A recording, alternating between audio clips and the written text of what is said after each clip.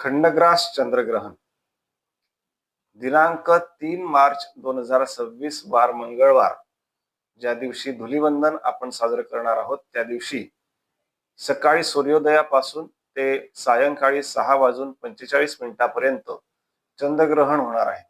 आणि त्यामुळे या चंद्रग्रहणामध्ये जे वेदादी नियम आहेत ते आपल्याला पाळून या ग्रहण काळामध्ये आपल्याला पूजा पाठ, जप, दान धर्म करायला हरकत नाही।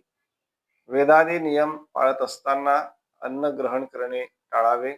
त्याच प्रकारे पाणी पिणे, मलमूत्र उत्सर्जन करणे या गोष्टी आपण करू शकतो।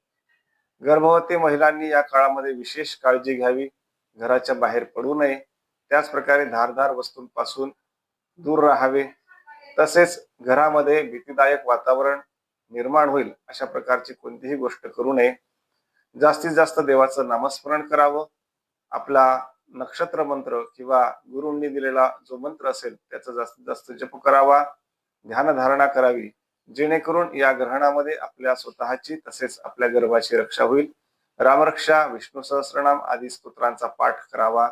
धन्यवाद। श्री स्वामी समर्थ।